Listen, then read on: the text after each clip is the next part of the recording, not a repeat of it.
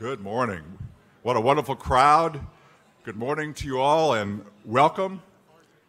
I'm former Governor Bob Taft, and I'm honored to co-chair, together with former Ohio Lieutenant Governor Lee Fisher, the Ohio Advisory Committee of the U.S. Global Leadership Coalition. The coalition has asked me to request that for today's conversation, please refrain from taking any pictures or video on your cell phone. I know it's going to be tough for you, and that you not post any posts on social media until after the event concludes. Today, we will learn more about the global threats and global opportunities facing the country and how America's role in the world matters more than ever for us here in the Miami Valley and in communities across our state. As the former governor of Ohio, this is personal to me. When I was governor, I visited countries all over the world because I understood that our prosperity depended on selling products overseas from Ohio companies and attracting foreign companies to locate in Ohio. In fact, trade and international investment provide hundreds of thousands of jobs in our state. These are good, middle-class jobs, and they will be at risk if we pull back from the world economy. And yet, for the second year in a row, new proposals in Washington have threatened to cut America's development and diplomacy programs by 30%. And for the second year in a row, America's role in the world is being questioned on Capitol Hill and elsewhere around the country. Here in Ohio, the U.S. Global Leadership Coalition has assembled a strong group of leaders to push back on these isolationist measures. Joining me on the Ohio Advisory Committee are more than 150 Democrats, Republicans, and independents, leaders in the business and faith communities, humanitarians, civic officials, and military veterans.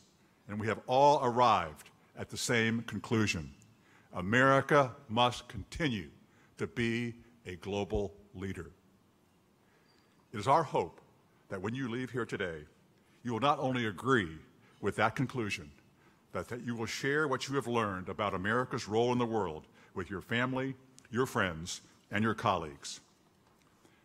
Now, before we begin, I want to take a minute to recognize our veterans, the men and women here today, who have sacrificed so much for the defense of our nation and our most deeply held values. They deserve our appreciation and our support for their service to our nation. Will all veterans in the room please rise so that we can salute you? That includes you, General. Thank you.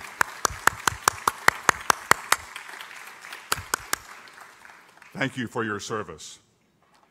Now, to tell us more about the U.S. GLC's work here and around the country, I'd like to welcome Liz Shreyer, President and CEO of the U.S. Global Leadership Coalition. Liz, welcome.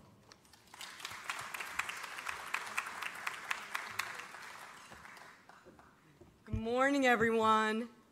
And thank you, Governor Taft. You and Lieutenant Governor Fisher have been incredible partners with us to advance our mission, which is to build a better, safer, and more prosperous world. It is so wonderful to be with all of you, to come back to where I grew up, which is the Midwest. My grandmother grew up not far from here in Mount Vernon, Ohio, so I love to come back here. It's wonderful to be at Wright State University. I've been learning from the president already a little bit more about this wonderful place that we have the pleasure of spending this morning together in. I want to thank our partners, our local partners who are listed on the screens in front of us who made today possible, along with our global national partners, part of what we call our global impact partners around the country, and of course our Ohio Advisory Committee that Governor Taft and Lieutenant Governor Fisher chair with us. What I love about today is that for those of us who live in Washington, there's a few of us here, get out of the bubble of Washington. Governor Taft and I were just talking about that as you teach your class each semester. And we get to talk with business leaders who are here, veterans, educators, faith leaders, Democrats, Republicans, independents, about a topic near and dear to me, about talking about why America should lead in the world and why it matters locally to all of us here in Ohio, here in Dayton, to each of you individually. Congressman, it is such fortunate for us to have the opportunity to host you, and to host you on a particularly interesting day. Because today, for those of you who don't know, September 21st is International Peace Day. And we were formed about 20 years ago this year. And when I think back on kind of the uniqueness, then Mayor Turner was hosting in this town, not far from here at Wright-Patterson Air Force, was hosting, obviously, the Dayton Peace Accords. And when I think about that falling on, as we host this today, you played a really important role. And you played such an important role in bringing together a moment in time where you shaped an agreement that created a framework for peace that brought an end to years of such conflict in Bosnia. But frankly, Congressman, what struck me is as I learned what you and the city did after the peace accords were signed. You led a mission, economic mission to Bosnia. You created an extension of partnerships with the police force, with hospitals, with community leaders, with colleges, with symphonies. And that's really the key to the conversation that I hope we have today. Because the world is still filled with conflict. Whether we could talk about so many places in the world today where there's conflict. 30 million people suffering from famine, 70 million people displaced in the world, more than at any other time other than World War II. And the question, as I said, that I want to raise with us is how does leading globally matter to us locally? And to really think about those questions in light of the fact that it is International Peace Day, even more poignant for us today. So I'm going to ask you to think about that question, and there's actually a card in front of you that I'm going to ask you to fill out and answer it. And as you're thinking about that, I will share the following story with you. I have had the honor, how many of you have traveled to sub-Saharan Africa? Anybody gone to Kenya? I know that as ambassador, then ambassador to Tanzania you were. You've been to Africa yourself. Anybody else? Been to Kenya? Or just, where'd you go? Sierra Leone. Well, I took a couple congressmen, oops, something fell. I took a couple congressmen to Kenya, and 4 days before we left, there was a shooting at a university called Garissa University, and 147 students were killed by al-Shabaab terrorists. And they weren't so sure, their staff actually weren't so sure, they were fine about going. But we got there, and a few miles away from there, we went to the Kibera slums. The Kibera slums is about the size of Central Park. There lives 100,000 people squished into that area, and it is truly what the poorest part of the world. There is no running water, there is no electricity, and I expected to see the saddest part of faces. Have you been to Kibera slums? So you know what I'm talking about. But instead, I saw these smiling children as I walked through what they called their homes. They are literally, there's pictures of, these are a picture of one of the streets that I passed. And as I emerged from trying to comprehend how people live in these areas, as much as I understood poverty here, I didn't understand there. And when I emerged into what was called their commerce area of the town. And the first thing I saw was there a area, and I met this man called a very young man, who had the cyber cafe in the town right outside of the Kibera slums. And he had this broken down chairs and these broken down little computers, and he said they were often thrown, didn't work because of the electricity didn't work. But he had a grant from USAID to help to try to keep this cyber cafe going. Why did it work? Because the kids would come there to do their homework after school to keep them away from the terrorist gangs.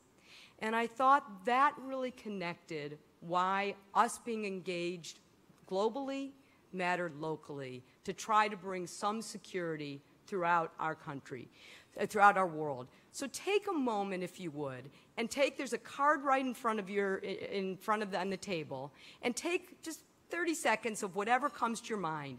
Why does leading globally matter locally to you, to Dayton?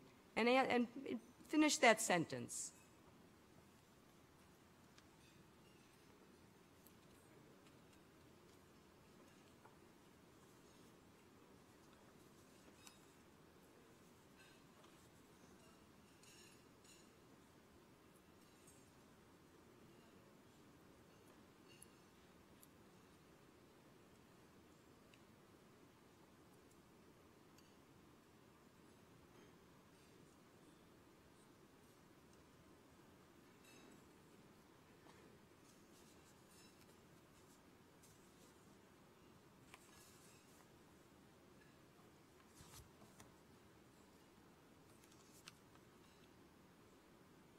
Okay, I didn't give you a lot of time. So how many people answered something about it's the right thing to do?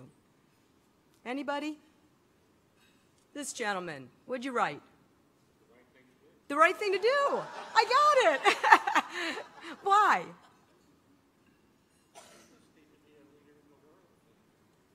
To be a leader in the world. Anybody else say something like that? Yeah, what'd you say? Did everybody hear that? We're so blessed with this responsibility. I always think of the Ronald Reagan comment, we're the shiny city on the hill. Anybody put something around national security? Yeah, this gentleman, what'd you write?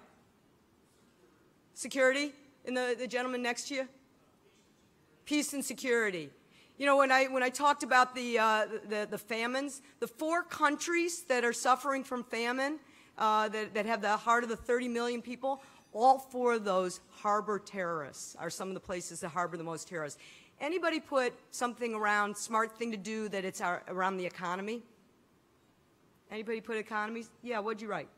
Jobs, more global leadership. Yep. More business, people, more jobs. Yep, 95% of the consumers in this world are outside the U.S. There's only so many Starbucks we can keep putting on our corners. So a lot of this economy, they're all of the above. That's what we want to talk about. And the last thing I'll say is this. The USGLC, you are not alone. We are a national organization. The Washington Post called us the Strange Bedfellow Coalition. We are 500 businesses and NGOs. Everything from P&G, you're going to meet one of our board members, to Walmart, to Lockheed Martin, to a whole range of businesses, as well as international NGOs from Save the Children to World Vision to Bread for the World. We have a bipartisan advisory committee. Every former living Secretary of State, chaired by Colin Powell. We are a group of strong military leadership. You're going to meet one of our generals, over 200 retired 3- and 4-star generals. And we live in every state, including Ohio. We're from Texas to Maine and across the country, and very, very proud of that unique ability to bring people together. And why? Because we believe we need to be engaged in the world, and we need to be engaged in the world through global development and diplomacy alongside defense. So what does that mean? That means a little 1% of the budget.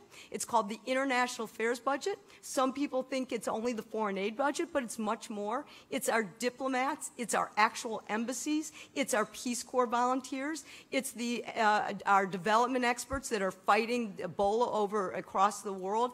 It is a whole range of tools that help keep us safe, as the gentleman said over there, to help open markets, as we've talked about the economy, and help advance our values. But if you don't believe me, there's a few people I want you to see on the screen that I think can tell the story even better.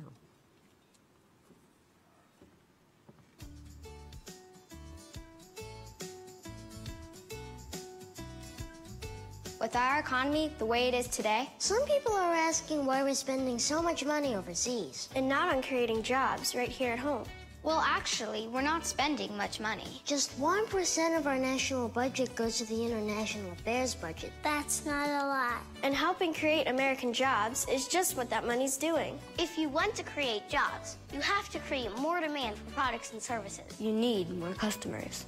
And where are American companies finding more customers? Not here, but here. And here. And here.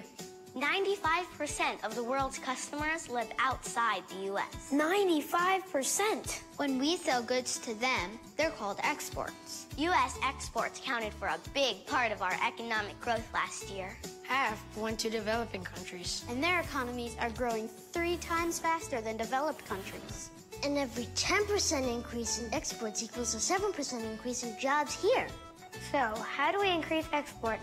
Build new markets for American goods and services. Remember that 1%? America's international affairs budget helps fund programs That improve health and education. supports agriculture development. Builds a stable economy. And creates new markets. So if we don't go to the biggest, fastest growing group of consumers, Other countries will. Other countries already are. Investing a small amount in global development and diplomacy It's not only the right thing to do. it's also the smart thing to do. To make our economy stronger. To create more jobs. For my mom. For my dad. Or my neighbor. For me.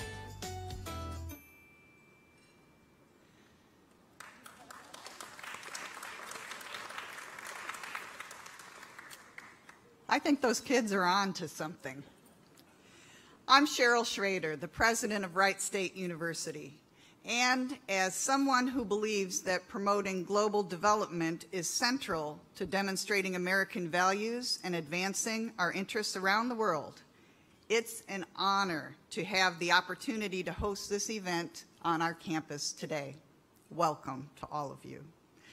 Before I speak about our university's impact on the world, I would like to start by thanking our state, local, county, and elected officials for joining us today and participating in this important discussion. So thank you for coming.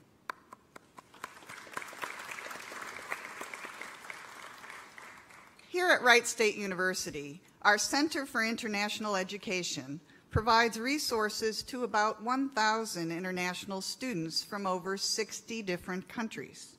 Between spring and fall semester alone, we typically have 200 to 400 international students from 34 different nations.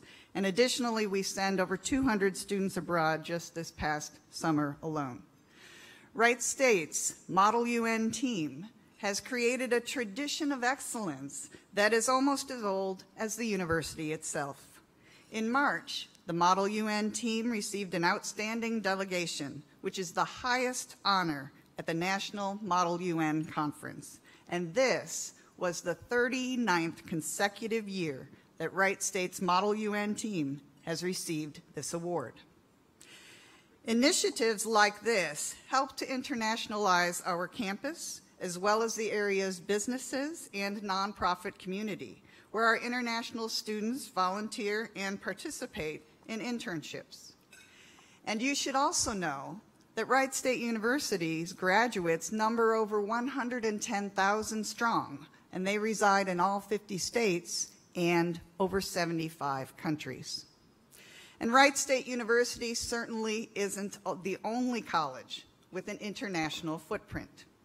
Each year, nearly 15,000 Ohio students study abroad, and approximately 40,000 international students enroll in universities across the state, contributing over $1 billion to our economy.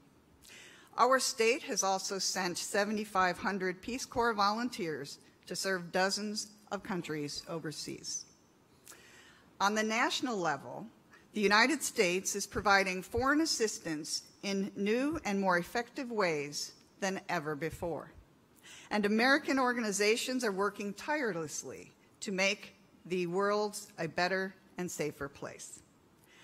Strategic investments in these programs are critical to tackling global challenges like poverty or hunger or disease. When organizations and universities partner with government agencies and U.S. businesses, incredible things start to happen.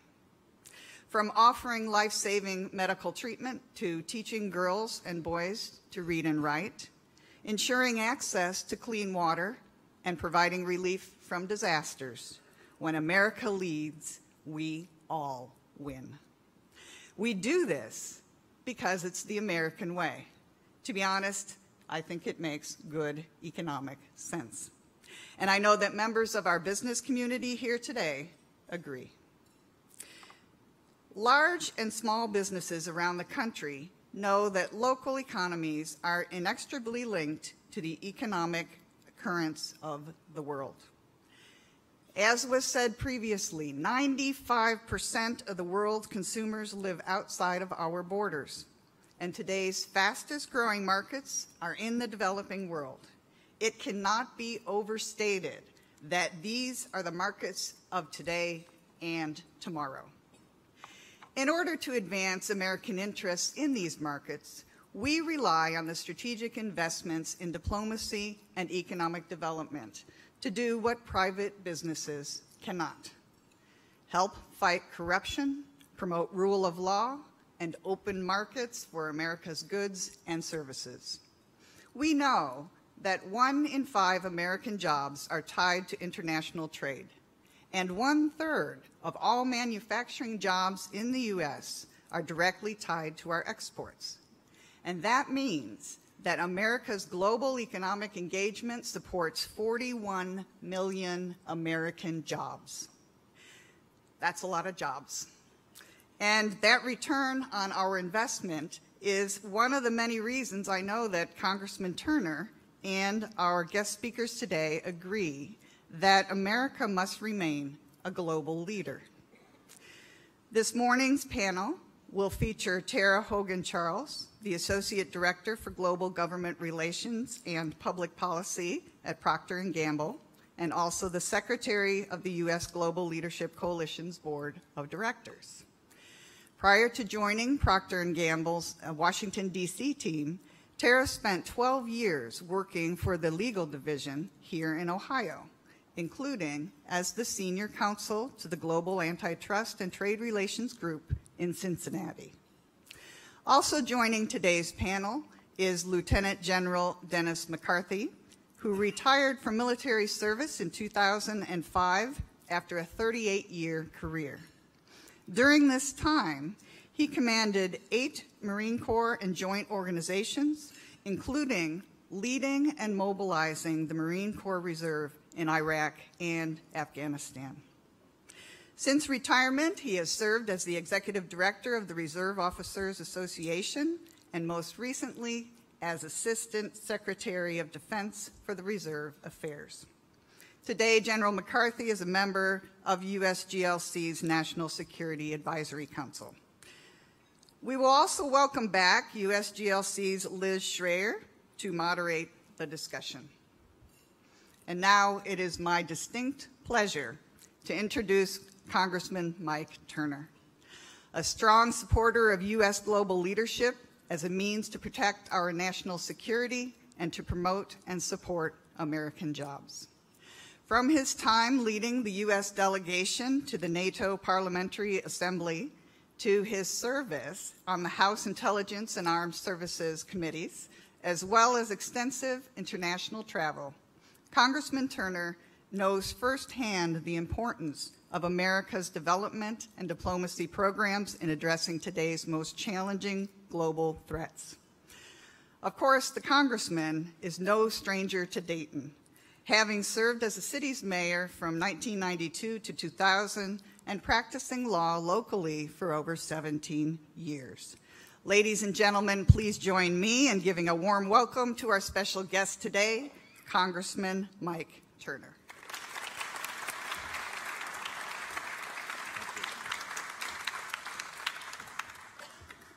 Thank you, Madam President.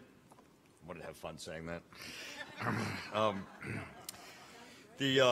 Yes, it's good to be here at Wright State University, as the President knows. I did a lot of my coursework here. I attended Ohio Northern University, where I have my undergraduate in history, political science with a minor in business.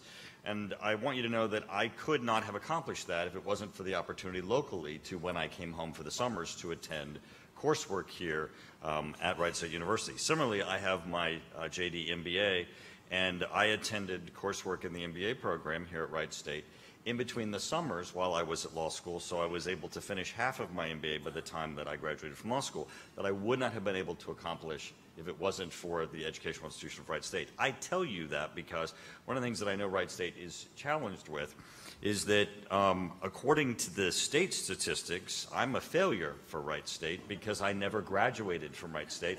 So I'm actually counted against them, even though I know many people similar to me who took advantage of Wright State University as an educational institution to supplement the education that they were pursuing. So I want to put in my 2 cents for Wright State and what a great asset they are for us all to be able to advance ourselves educationally and professionally. I also want to thank Mayor Dick Church. You always want to have a mayor whose answer to a question is the right thing to do, right? Right? That's a correct answer, Mayor, and we know that every day you live that in things that are not even globally. And also, I wanted to note that the other person who gave the correct answer is Chris from the Chamber of Commerce, who said jobs. So great that we have the 2 people representing 2 wonderful institutions who had correct answers for our communities. You know, modern philosophy will tell us that the entire planet is involved in a conversation, and that it's one conversation, and we join that conversation by joining in dialogical communities and participating in formulating their conversation, which in turn helps form the conversation that the entire planet is having.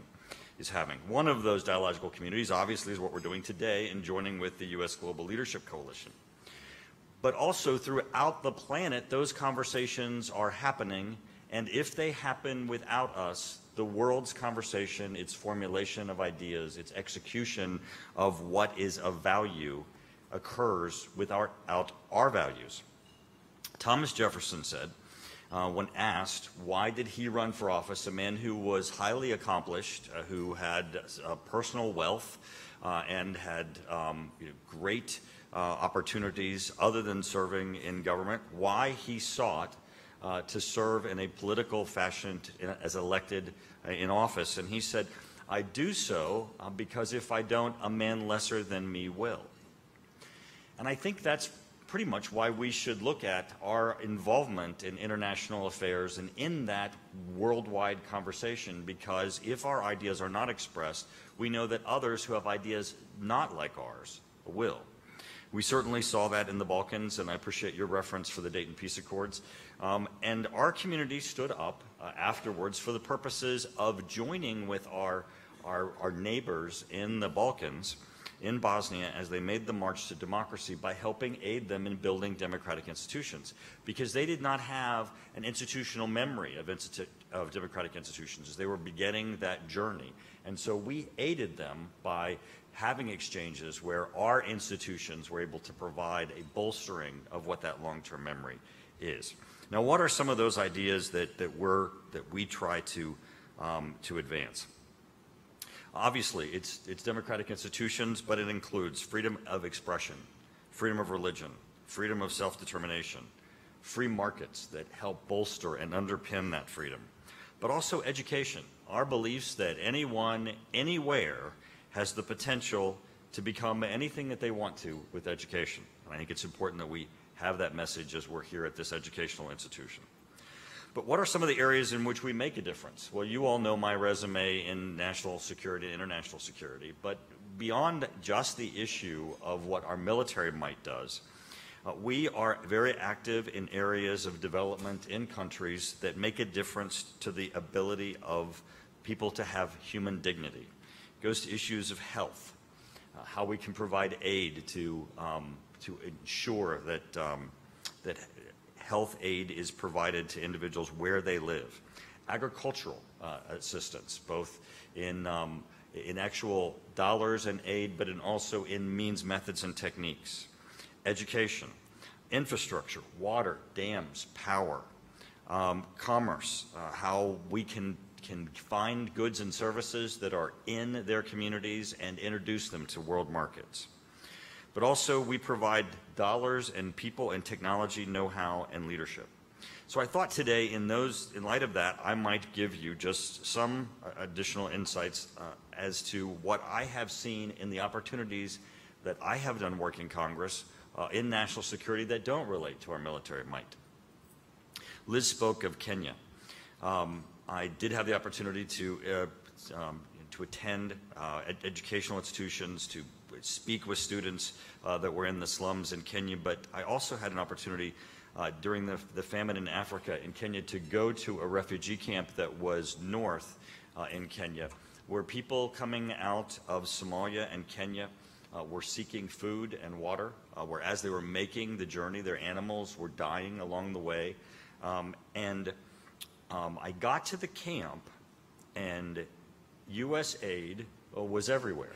Our assistants, our dollars, our individuals, doctors, food preparation was there so that these people who were facing an unbelievable famine would have an opportunity for life, and that their children would have an opportunity for life, even in the face of famine. But as Liz said, what struck me most was not that we were there, not that we were addressing the needs of the individuals, not that the Americans' reach and power was not just military might, but also in an ability to try to aid them directly in the place that they were. But in the countenance of the people that were there, in the smiles of the people that were there in the refugee camp, those who had left their homes and were in a place that they did not know and who had very little other than what we could provide, still had an outlook of positive for their lives and their future, and we were having an opportunity to impact that. I've been to Syrian refugee camps in Turkey and spoken to those who run the camps while I was in Jordan. And these are individuals who are fleeing war, not just famine. And again, United States aid is present.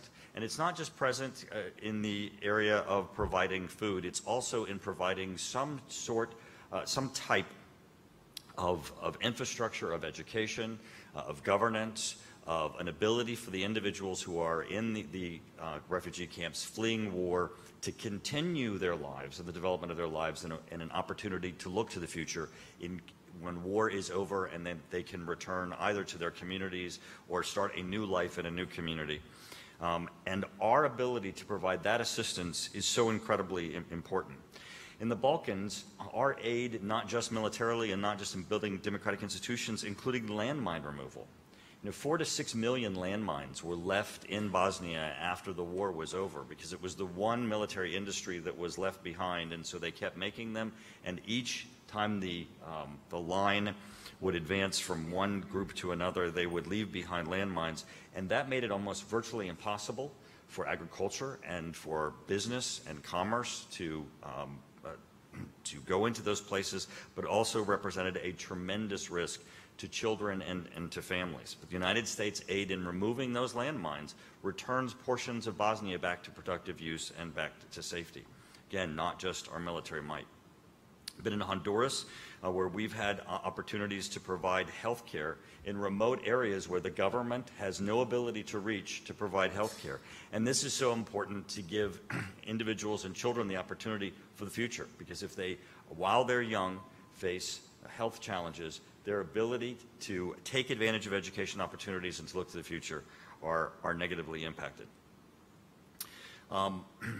Obviously, we're all well aware of the United States aid in areas of national disasters, whether it be earthquakes, hurricanes, or other types of famine in the United States in natural disasters, tries to step in, and because it's the right thing to do, because we work for human dignity, because we want to work to provide aid and advance democratic institutions and stability, we'll step in and provide that assistance. But I want to end with telling you about an opportunity that I had that was somewhat surreal. I attend on an annual basis the Munich Security Conference. And at the Munich Security Conference, I consider it almost the State of the Union for international security. The President of the United States goes to a joint session of Congress and gives the State of the Union, and shortly after that, the Munich Security Conference happens, and world leaders go there, including ministers of defense, legislators like myself, and they give their speech of what they view as the largest challenges for the upcoming year and what they believe the international security posture should be, or their nation's role should be in trying to address that international security. But what's important, and why I think this conference today helps echo that, is that there is a large component at the Munich Security Conference that's on aid. It's on the issue of how do you address the issue of human needs and human dignity, not just tanks, guns, and bullets. And I had an opportunity to go to dinner with Bono and Bill Gates. There were 8 of us. They were at the security conference because they wanted to have a conversation with people who were involved in security to talk about the issues of aid. And of course, Bono was a major advocate for aid in Africa and trying to address the issue of AIDS in Africa. And Bill Gates is significant in the issue of malaria and disease. And so they both were advocating for what it was that they saw in the future that we needed to do to address those. But at a casual dinner, the tide that they wanted to talk to us about, there were 5 of us, 3 senators, 2 members of Congress, was the importance of U.S. aid in what they accomplish with private philanthropy. Bono gave direct credit to the initiative by George W. Bush for addressing AIDS in Africa. And he said it averted a catastrophe like we've never seen on the planet because of the issue of the children losing their parents, the condition of health care in Africa, and that it gave an opportunity for Africa to try to lessen the transmission of AIDS, but also for individuals to have lives and be able then to nurture their children and to have an impact on future generations. Bill Gates talked about his unbelievable scientific view of how to address the transmission of other diseases, including malaria, and how do you use science in trying to affect not just human behavior, but the transmission of these diseases. But both of them coming to a security conference, coming to a conference of those who are largely funding military and international security initiatives, came with a view of aid and came with a message of the importance of the United States in accomplishing the goals and objectives of human dignity, of human life, and that in turn, as we all know, it translates directly back to the security of not only those that we give aid to, but the security of the United States. Thank you for this conference today. Thank you for taking up the important issue of our role. But remember, regardless of its commerce, regardless of its security, in the end, it does go back to what the mayor said, of it's the right thing to do. It's making certain that we are present in the dialogue of the important ideas of democratic institutions, human dignity, because if we're not there, others who do not share our ideas will be. Thank you.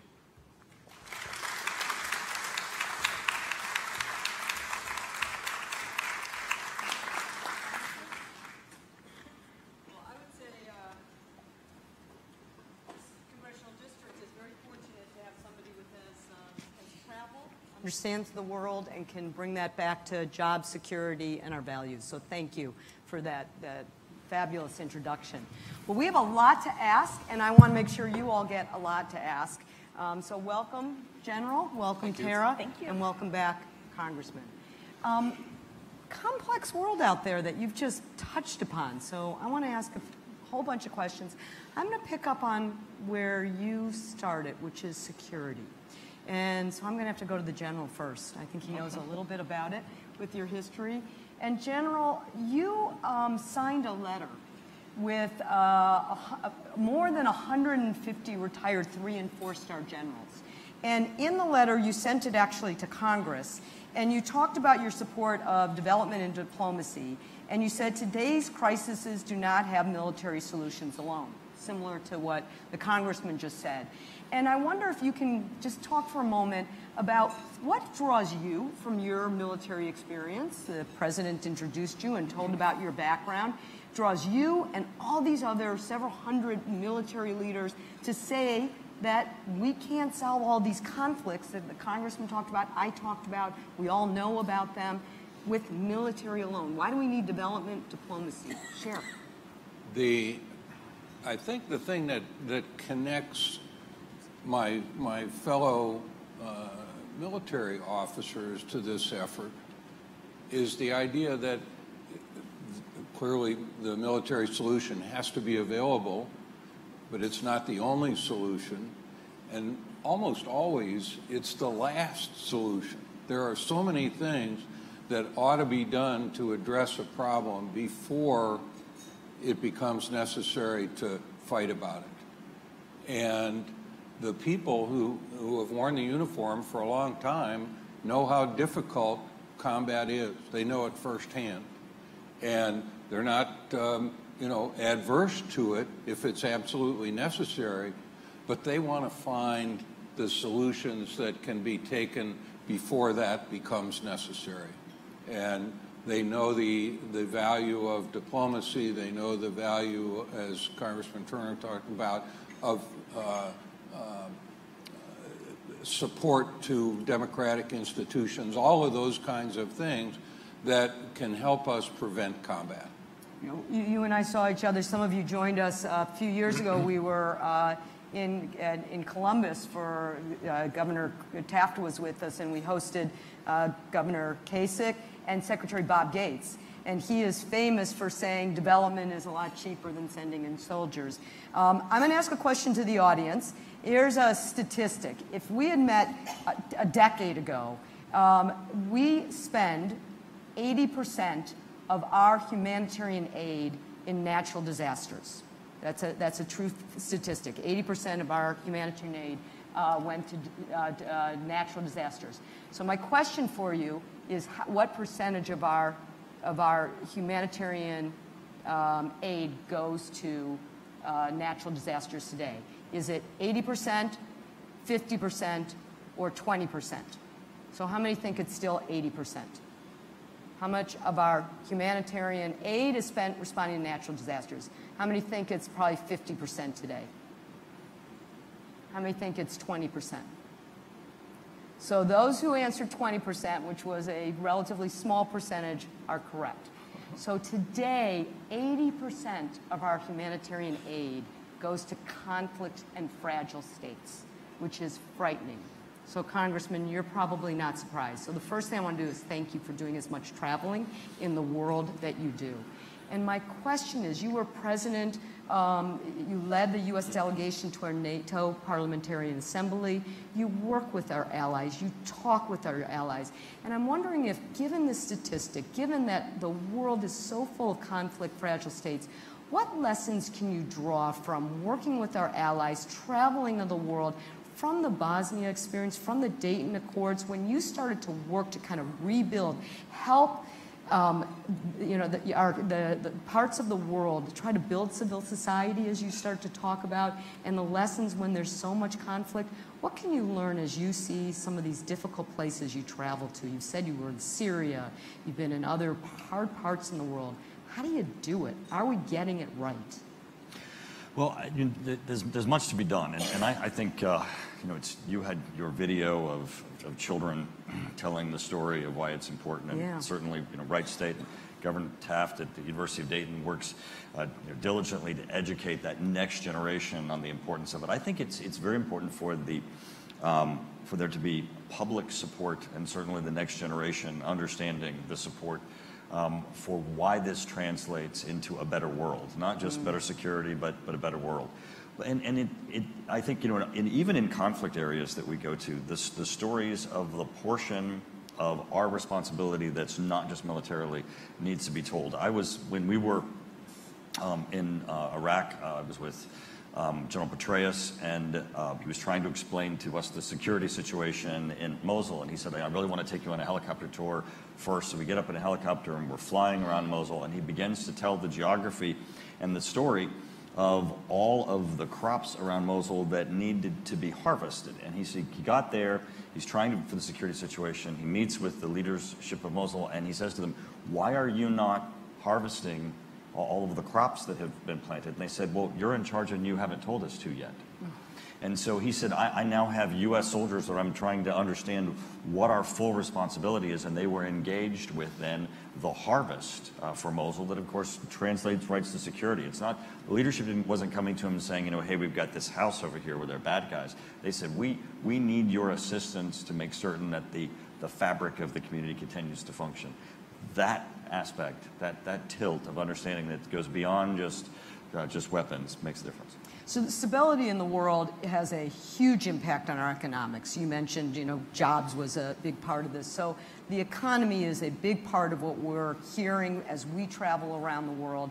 One of the things that strikes me as I come to Ohio is, the amount of exporting that's done through the state. I think if I have my statistics right, I want to make sure I got it, that last year over 16,000 companies in Ohio exported more than $50 billion in goods. Did I get that right?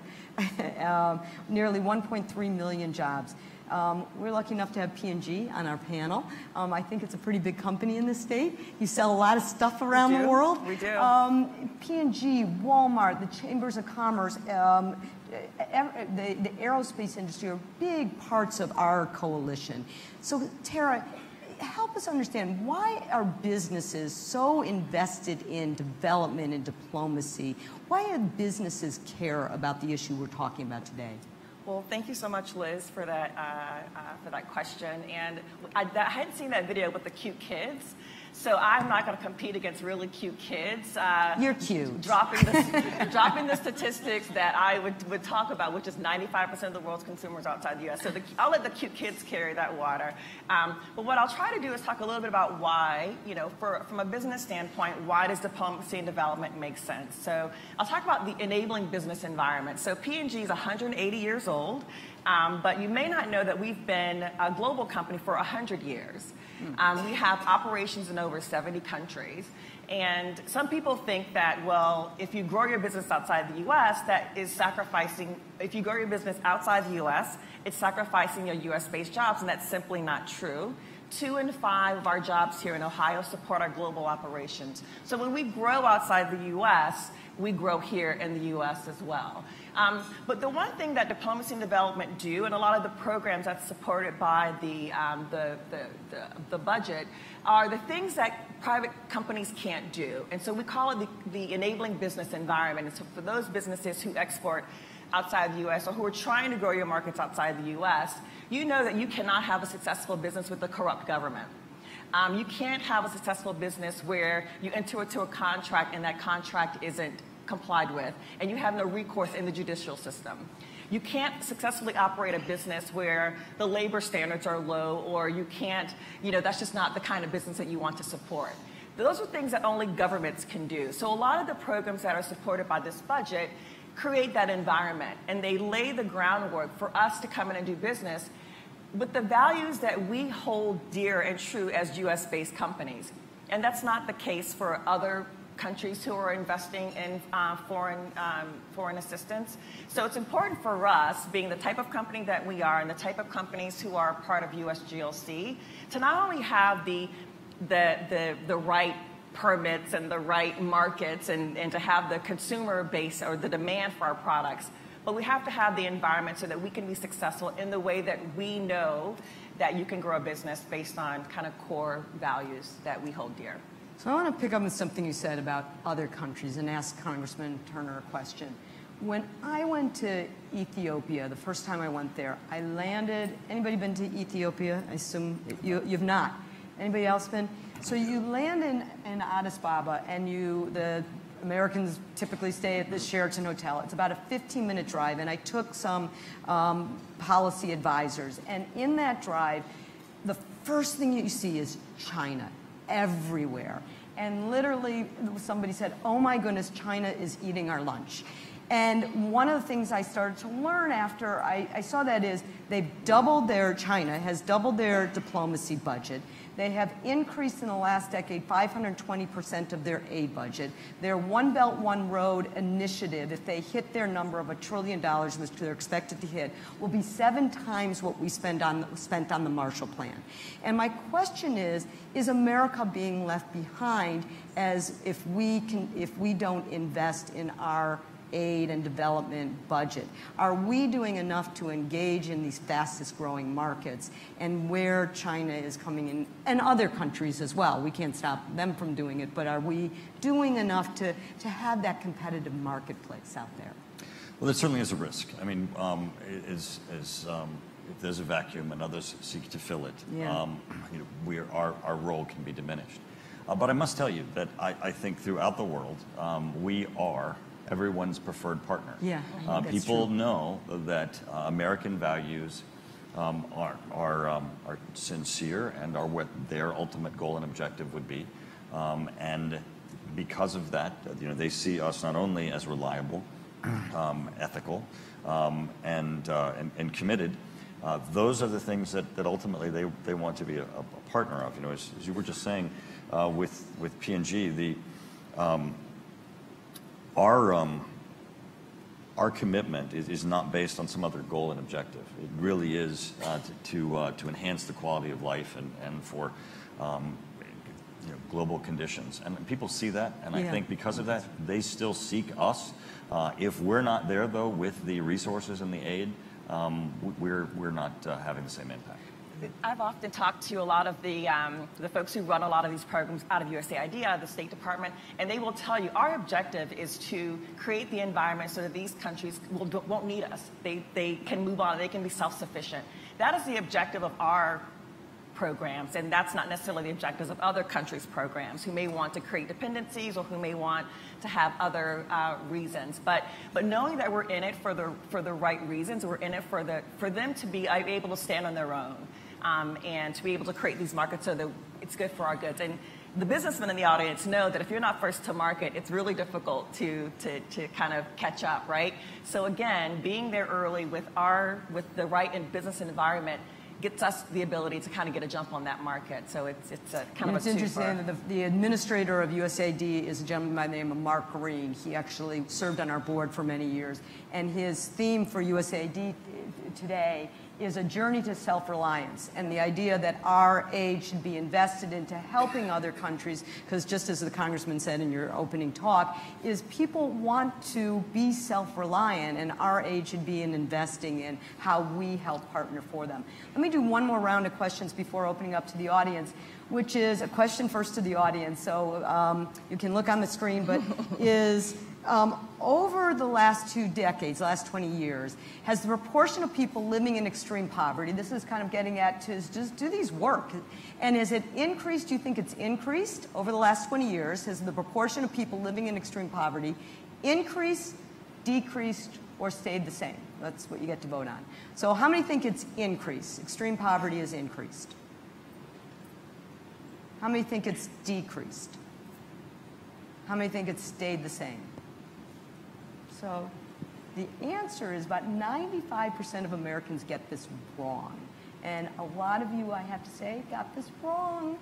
The answer is that it's decreased. It's actually been cut in half in the last 20 years. And the statistics are pretty extraordinary, that the number of people living in extreme poverty, that's less than $1.90 a day, has been cut in half. The number of children that die of preventable diseases by the age of 5 have been cut in half. The number of children that go to school that have access to clean water has decreased significantly.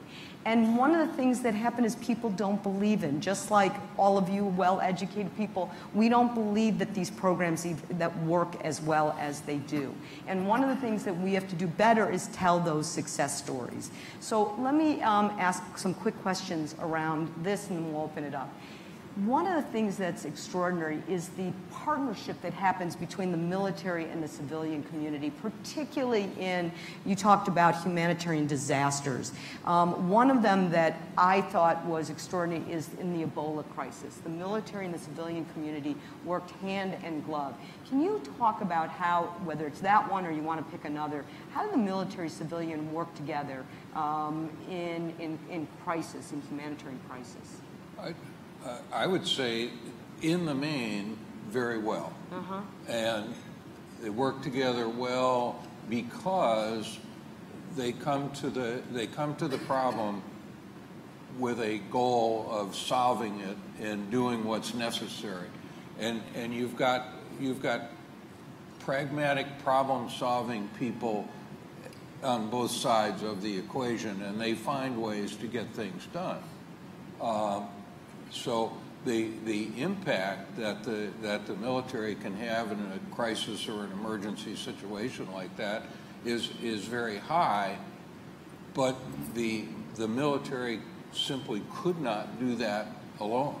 if the conditions aren't established, if the things that the State Department does, that USAID does, that local leaders do, didn't happen, just throwing a bunch of military stuff at it is probably not going to be very successful. I was taken this last year, every combatant commander came before the Armed Services Committee in the Senate. I don't know if you heard this in the House Armed Services Committee, and were asked what role does the State Department, USAID, play in national security, and every one of them gave voice to the importance of it. Which was amazing. Tara, I want to ask you about this humanitarian component to the work. P&G, one of the big issues in the world is drought and access to clean water. And P&G has, I don't know if you brought it. Okay, but it's incredible. But you can at least talk about it. But P&G has a packet that looks like a ketchup package. That's the size of it, or a little sugar package. And you make dirty water clean. 40 million people have access to it. Tell us about it. So it's incredible. I apologize I don't have my show and tell. Philanthropically, you do this. But it's so, you don't even make money on it. I know. So about 20 years ago, one of our laundry scientists was in a developing country, and he was observing how someone was washing their clothes. And he noted how far typically she, had to walk to go get the water. And he thought, well, is there a way that she could reuse that water so that she doesn't have to make this trip so often? There's security reasons. There are other things that they could be doing with that time. And so they started focusing on how do we make dirty laundry water clean. And they continued to work on the technology, and with the CDC actually got it so clean that it could qualify under the World Health Organization as drinking water. How many of you remember or know Pure? Pure purifier water, the pitchers and the faucet. I used to have one on mine. So P&G used to own Pure. And so we thought, well, we have a water purification business. We'll put a label on this product, and we will sell it into markets where consumers don't have access to dirty water, don't have access to clean water. And it was an epic fail. I mean, just big old fail meme on top of the Pure sachet. But we appreciated the humanitarian aspects of it, and so whenever we sold the brand, we maintained the program. It's called the P&G Children's Safe Drinking Water Program. It's a 4-gram sachet, and I can't believe I don't have it with me. And that sachet can clean 10 liters of dirty water, which can support a family of 5 for about, let me see, how many days does it support?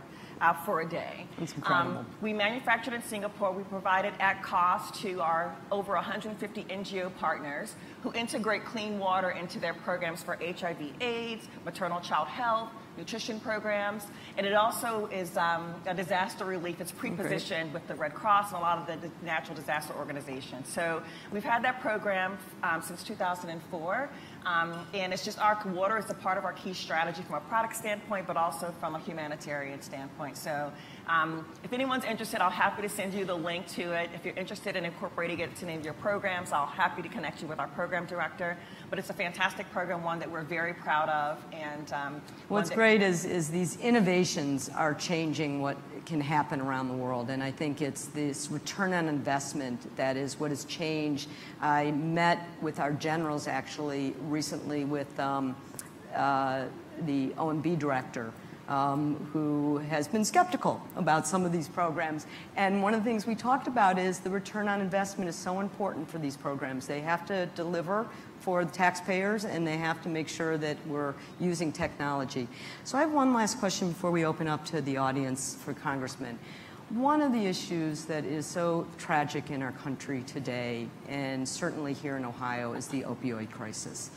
And I travel a lot throughout the country, but particularly in the heartland, and it kept hitting me over and over. And I know you think about it and you deal with it and you've been a leader on it. And I kept asking myself, this is so clearly a domestic priority issue, but is there an international link?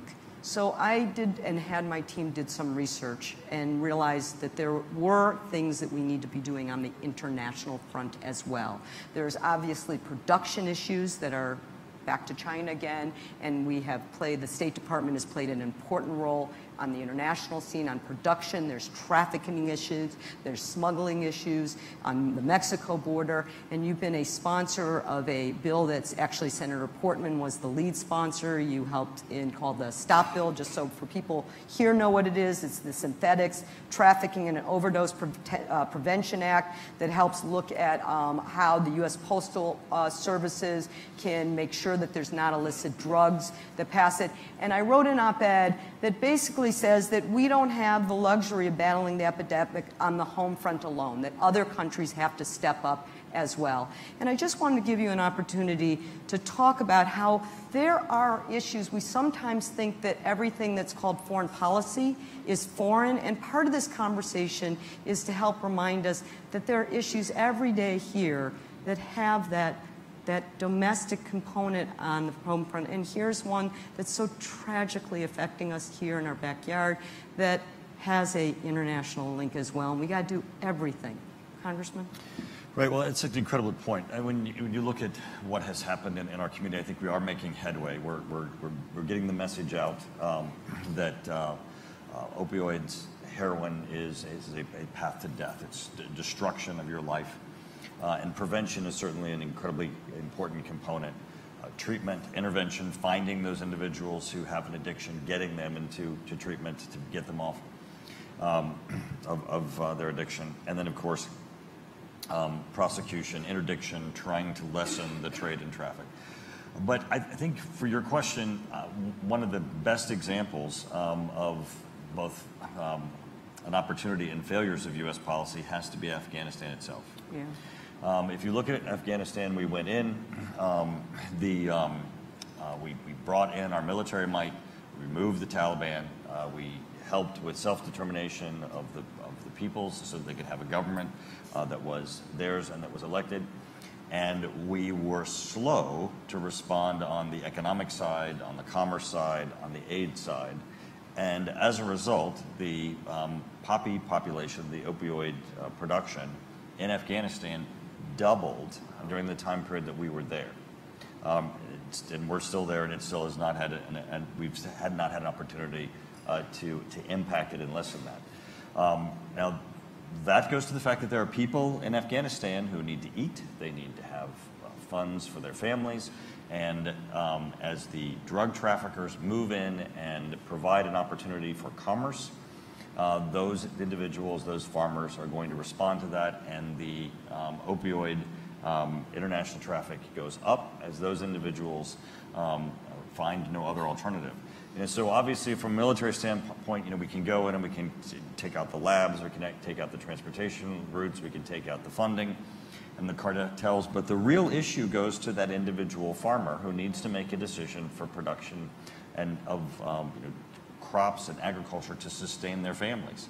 And if we're not there in a way that can help on the commerce side, we're going to see on the streets of Europe and the streets of the United States drugs that negatively impact our families. Right. Well, thank you for that. I'm going to come out and we're going to take some questions. So I don't have any idea what they're going to ask. So which way? We're going to start over here. Introduce yourself so we can also get to know one another. So please, here, all yours. Thanks. I'm Angela Erbaugh. I represent the Dayton Region Manufacturers Association. Manufacturing, like many other industries, during the recession and afterwards, we've lost a lot of jobs. I'm wondering if you might be able to talk a moment about the main culprit of that, automation versus shipping jobs overseas, and maybe how this effort can play into that. Great. Congressman, you want to start that one? And Tara, if you certainly want to add anything, but start with Sure. Trade is one of the most, I think, impactful issues with respect to manufacturing, and we certainly have seen it in our local economy. I think looking at trade deals and how do we have fair trade, not just free trade, is incredibly important. We've conceded our markets in areas where we should not have. Products have been dumped in our markets at costs less than than their manufacturer, some less than even their transportation to our markets. And if we don't stand up and protect our markets, we will lose them and concede them to those who, from a strategic basis, want to capture our markets and want to diminish overall our manufacturing base. I think we're making headway in this area.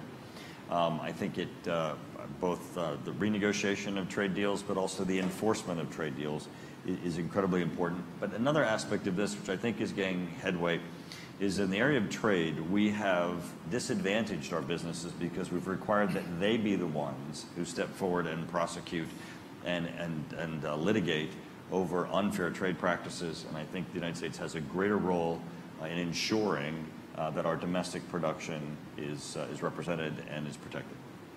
Yeah, I'm over here. We're going to take a question here, but one issue just to connect the trade and the aid conversation, putting the trade here. But the same Mark Green that I mentioned before, who's now at USAID, he was our ambassador in Tanzania.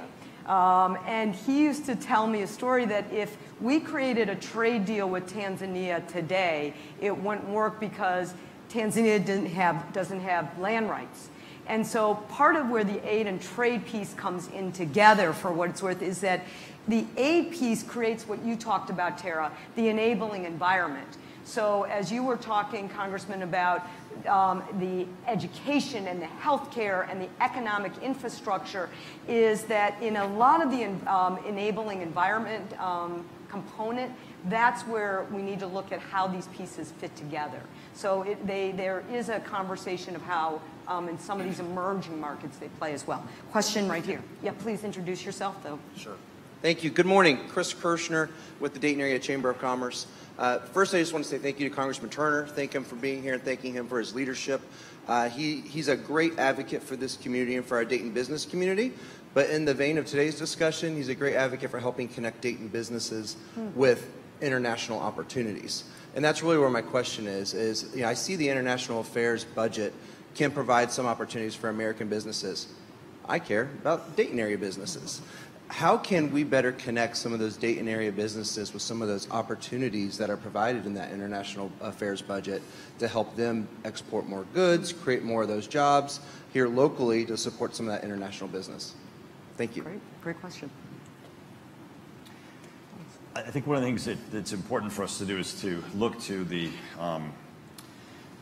current structure that we have for doing those business-to-business and community connections. We've had, in fact, I'm going to return the compliment. The Chamber has been very active in our efforts to bring people from commerce internationally to the community to meet with businesses and have conversations here about how you make those connections. If you have a business in the Dayton area and you're looking at a market that you want to enter into, the United States has a presence, and we have connections and ability to bring those connections right to you here. Just recently, we had a local businessman who has an opportunity in a very remote area of a country, and he was asking me, you know, well, what is the first thing that he should do? And I said, well, the first thing you need to do is you can come to Washington, D.C. We need to get you over to Commerce. We need to get you over to the various agencies and departments that are already there and on the ground. They not only can give you an assessment of the environment and understanding, Sarah was saying, you know, what is the structure commercially in the area, but also vetting. How can you understand the people that you're having contacts with? How can you see what other opportunities there are for federal assistance and aid that can assist you in accomplishing that? Having that conversation and not doing so blindly is incredibly important.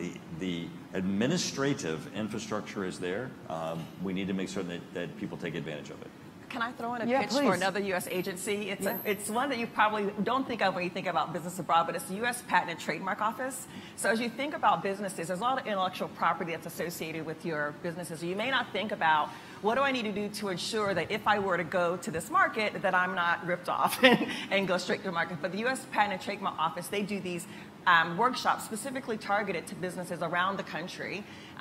There was a recent one in Northern Kentucky about doing business in China, and one of our intellectual properties attorneys participated. So the U.S. government has a wide range of resources that are available, and I just want to throw in a pitch for the USPTO for the work that they're doing on that front. Raise your hand also if you have questions so we can come and grab you. I'll be right over there next. That gentleman was next. And introduce yourself. Hi, good morning. My name is Mark Fogel. I'm part of the Veterans for Smart Power coalition with the USGLC. Thank you for being here, first of all. This is fantastic. Love being here. I think my question is mainly for the general. I think people don't understand potentially how much the U.S. military does in theater and in conflict zones, where before it was the role of foreign service officers, the State Department, and our diplomats. And the trend continues to go in the direction of more military doing that work. I wonder what we can do to maybe reverse that trend, which I think is important. Great. Thank you. I think that's a great question. I suspect that the move toward the military becoming more involved in things that used to be the domain of the State Department is not the move that the military is looking for. They fill a vacuum because in some instances the capacity of the State Department has been reduced. And while the military is certainly a part of the so-called country team around the world, the State Department ought to lead the country team.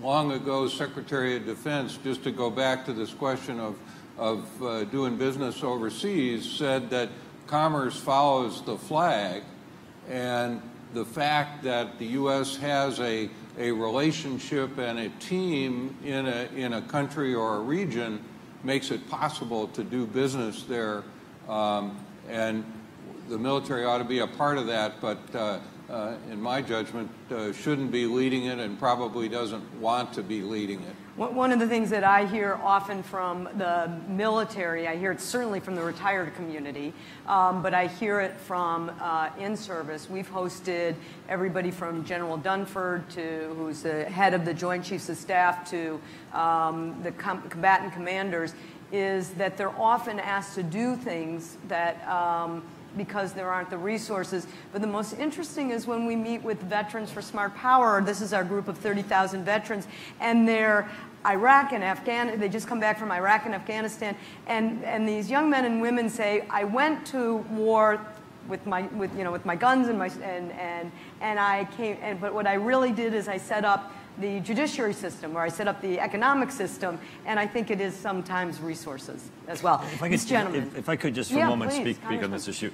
There are times where we don't get to choose because our adversaries choose a different path. And that's one, unfortunately, that we've seen in the change of environment where we're trying to make a difference. You would think that if someone comes in to work on a water system or an agricultural system, that they would not be perceived as a threat. But because the United States is seen as advancing ideas and not just advancing global health or global conditions, our adversaries do see them as a weapon, and then they are at a security risk. And so our military is playing a very important role to do things that before we could send someone to go do a water project who would not have the same risk, but they're now a target because American ideas are a target. Yeah, it's a great point. Yeah, please. Thank you. My name's Forrest Greenwood. I'm a councilman, city of Bellbrook. My question is probably to Congressman Turner. South of the border, there's a lot of controversy, a lot of different opinions and ways of trying to make that work. I perceive that as a really good marketplace all the way down through South America, but you never hear of a lot of people trying to do anything about that. And I just ask you if we have anything to try to create markets in that area, besides all the controversy that we have for the border control and all that stuff. Is there anything good being done down there? I think the announcement that Mexico has stepped forward and has engaged in the renegotiation of NAFTA is an excellent sign, because people would have thought that because of the noise of the political debate, that there would be an inopportunity. There would be no opportunity for anybody to sit down at a table and from a commercial basis have discussions. And yet we've seen that there's an announcement of NAFTA proposals being renegotiated with Mexico. I think that shows that both sides of that border, at least, see a great opportunity for long-term, both people-to-people, but also commerce-to-commerce relationships. I think in South America, we really do though, need to step up on the issue of education. As you look through Central America and South America, you would think that generations keep passing where the United States has not been there, I think, to the level that we need to be to help build the educational institutions that are there. Because as we all know, it's not just a trade deal, it's not just commercial investment. Education and investing in people are the ways that we're really going to have a long-term partner. Just to give a statistic to completely agree with you, when the border situation was started to rev up again, I took a look at what was our aid in the Northern Triangle. 2% of our 1% is all that we give to Central America and Mexico. So often I hear our policymakers, running for president on both sides of the aisle say, we're going to spend more in this hemisphere. And we don't. We just underinvest it. And it's an amazing, I did an op-ed on this one as well, because when we invest well, people want to stay home. I mean, they don't want to necessarily come over. So taking away whatever people feel about the border situation, and obviously the NAFTA and the trade issue, but just in terms of we underinvest in trying to mitigate the root causes of why people put their children at risk to travel to the border. And it is a huge issue, and I know you have probably traveled to places in our southern hemisphere as well, and that's something. Let me take one here and one there. Thank you. Alan Smith. I'm the Midwest Director of the R Street Institute. I'd also like to thank the panel and Liz for making a personal trip. I think our host this morning said that nearly a third of manufacturing in Ohio was affected with international commerce. And Liz then later on said that it's 16,000 companies, if I heard her right. So I'm guessing that, we all know the profile of Procter & Gamble and General Electric and Abbott and Senator Hackett is here. I better say Ford Motor Company. We know about the big companies, but 16,000 sounds like some of our NFIB friends are very participatory, and I wonder if we're shocked to hear what the extent of that is. Yeah, small and mid-size. Well, I'm not. I mean, I don't know. I'm sure there's a lot of those are in our supply chain as well, because we do have a fairly extensive supply chain here in Ohio. So many of those companies are also not only supplying P&G, but other companies who are leveraging their products and exporting abroad. But I think it's a great idea to leverage some of those stories as well to talk a bit about the importance of foreign assistance and how they've benefited from the economic prosperity abroad. One more question here, and then I'm going to ask the last question for the group. Yeah. Thank you. John McCants, I'm Chair Emeritus of the Dayton Peace Accords anniversary events, and I was part of the Air Force support team for the negotiations in '95. Kind of shifting a little bit, we've talked about Bosnia a little bit here today. One of the issues has just arisen in the last week or so is that Kosovo and Serbia are talking about some land swaps to be able to codify different territories in the region. So that is of concern for a multitude of reasons, because that's kind of what started the whole situation that led to the atrocities that occurred back in 93, 94, 95. And then another part of that would be also that during a recent visit to Washington, actually as part of this organization, I met with some colleagues who discussed greater influence by the Russian Federation in that region. And then finally, from a commerce perspective, I know early on in our projects, Procter & Gamble and other companies were looking at developing into Bosnia-Herzegovina. So as a model, Dayton has been used as a model for diplomacy for almost 25 years, but we still have these issues. So are there solutions to that, specifically to Bosnia? And then as a model, why is it not functioning as it was meant to? Before you answer that, there was one other hand up here, and you can answer both these questions together. So hold on. I saw your hand was up. So Julie, go ahead. I just wanted to share one of the projects that Congress does that helps people that are not government people make a difference is they have an open world leadership program. And they bring a group of 5 young professionals from a different country over to explore democracy, but also to study an interest. So last week I hosted a group from Ukraine, and we studied innovative health solutions. We spent a day at Wright State, which was terrific, and partnerships are being made. We spent a day at the pharmacy school at Cedarville, and I really truly believe that there will be a definite partnership between one of these innovative entrepreneurs and they're going to develop products. And this is not the government. This is not a big corporation. This is just people to people. This is Friendship Force and the Open World Leadership who are making a difference and making jobs and making those are connected. Collaborations. All right, so you can take those too. Gee, Bosnia and Ukraine, two easy areas. two easy areas to. Those are good summary. Those are good summary questions. I'll ask one last. So first on, let's take the issue of Bosnia, and there are so many things that we get right as a country, and I think certainly the intervention in Bosnia was one that was incredibly important. We saw that war had again gripped the continent of Europe. Our European allies were not intervening. They needed American leadership. Thousands of people were being killed in genocide. The United States stepped in, stopped that conflict, and then we did something that was probably our biggest mistake. We stepped back.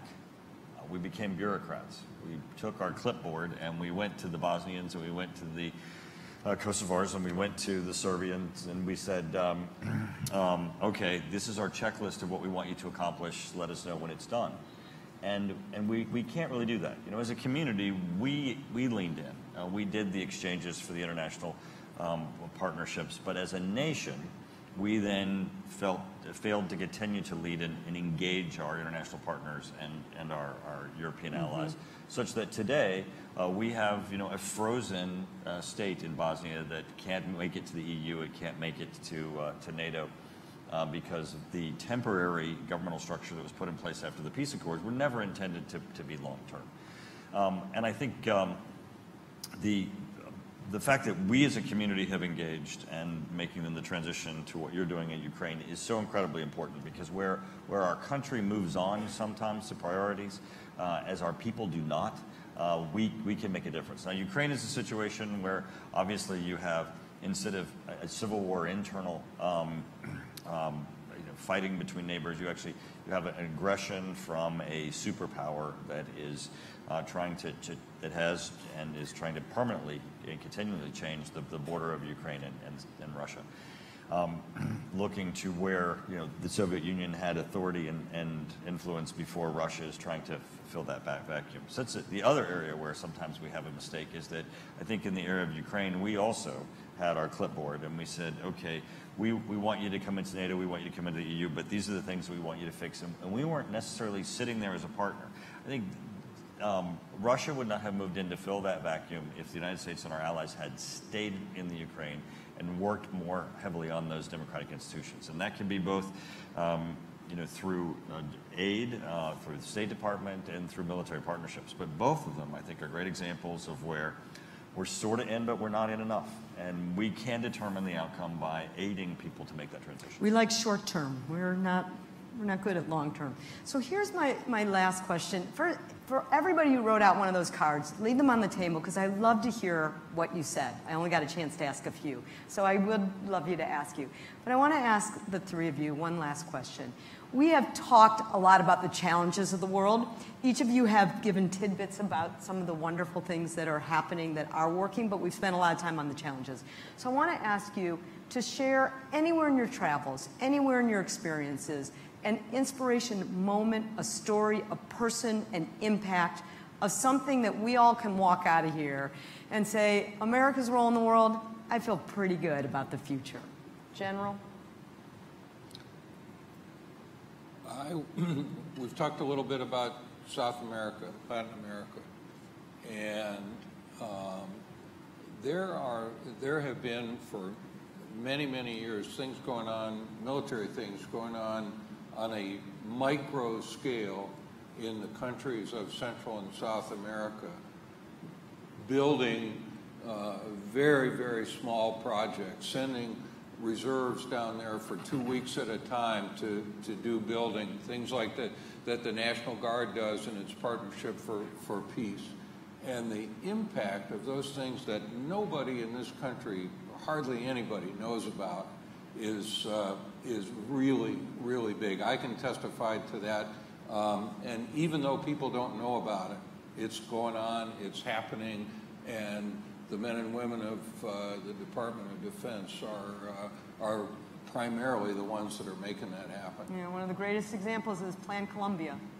But New Horizons, building little schools, building water purification plants and that kind of thing that have a tiny but critical impact in some little village. Stability, making people's lives better. Tara? So I'm not going to answer your question, Liz, which I know is going to get me in trouble. Never. But I will say that I've actually been very inspired by this room. I've seen a lot of head nodding. I've seen a lot of I think understanding of the importance of what USGLC does and what the U.S. government is doing with these great programs. And so there's a lot of kind of bad news that we get exposed to day in and day out. But I'm inspired by each of you and what you're going to go back and talk to your friends and family about, and the work that you're doing in your businesses and in your organizations. So I'm going to say that I've been inspired by you guys and hope that we can continue the conversation moving forward. That's a good one. I'll take that. Congressman. Well, this is kind of a good transition because I'm going to tell you a Bill Clinton story. Okay. That really is a story that's, I think, an American story. So I'm in Bosnia in December of 1996, staying in someone's home, a man named Dusan Kalembar, who was an attorney when Yugoslavia was a communist state, who traveled to Arkansas in representing a pharmacy company and met then Governor Bill Clinton. And Bill Clinton gave him a certificate naming him an Arkansas ambassador. And he went back to Yugoslavia, war ensued, and I ended up in this gentleman's home as he was working to try to help build democratic institutions. And he pulled out this certificate and told me that he never thought that he and his family would be saved by a man whose hand he'd actually shaken. And he said, I just wish there was a way that I could thank him. And I said, well, actually, I'm going to be headed to the White House in January. Give me a copy of your certificate. I'll communicate your thanks to him. And I thought, you know, I would be able to communicate back to him that connection, person to person, had been made. So I tell Bill Clinton this story. Now, just think how long it took me to tell you the story while you're sitting here, and here's the President of the United States, about this many people in the room. The President of the United States pauses, listens to the story, and says, can I have the certificate? Grabs his staff member, has them run over, makes certain that we make the connection, gets Dusan Kalembar's address, sends him a letter in Sarajevo, thanking him for telling the story and for his commitment to democracy in Sarajevo. Now, Bill Clinton didn't do that because there was some geopolitical position that this person had, or that there was some advancement for the United States, or that he was ever going to vote for Bill Clinton. He did that because of what we all do, which is that sense of reaching out and touching another person and making a difference. So on a very personal level, even the President of the United States said, well, one person can make a difference, making a connection with them, and that's what you all do. That American story of saying, I'm going to have that personal-to-personal relationship and change the world. Well, I think that's what International Peace Day is all about, and I think being here in Dayton on September 21, we can all kind of continue on our day and rooted in that story that makes us all inspired, as you said, to kind of continue that legacy of how we bring people and people together to make the world a bigger and better place. To end our day, we have one more minute, which is to lead and listen to the person who actually put this all together, which is my colleague, Robert Watson. Please welcome him to the podium. Hello, everyone. I'm Robert Watson, USGLC's Ohio Valley Outreach Manager. I'd first like to give a huge thank you to all of our speakers today for leading us in such an important and timely discussion. And another thank you to our Ohio Advisory Committee and our event partners as well. Let's have another round of applause for everyone who helped today. Congressman Turner. I can't express how grateful we are for your leadership and support of U.S. development and diplomacy programs, and Ohioans are so fortunate to have a champion like you in D.C. One of the best parts of my job, one of the parts I love the most, is working with all the leaders like you in this room. It's a constant reminder that Dayton is part of a global community, and I'm really looking forward to reading your responses to the question posed earlier in the program about why leading globally matters to you. So what's next? You know, there's no such thing as a free breakfast, but the good news is we're not asking for your money or much of your time. What we really do need is your voice. So I encourage you to go out after this, share what you've learned today with your friends and families. As our speakers emphasized during the program, a lot of these global to local connections are not quite as obvious to your fellow Ohioans, and we need your help in sharing these stories. There are plenty of leaders in your communities, and we'd really like them to join us as well. When Congressman Turner and the rest of the Ohio congressional delegation takes a stand against isolationist voices in Congress, send a note, say thank you. Hearing from constituents like you really does make all the difference. And finally, respond back to me. I try not to ask all that much of you, so you know that when I do, it really does matter. I look forward to continuing our partnership here in Ohio. And on behalf of the USGLC, thank you for joining us today.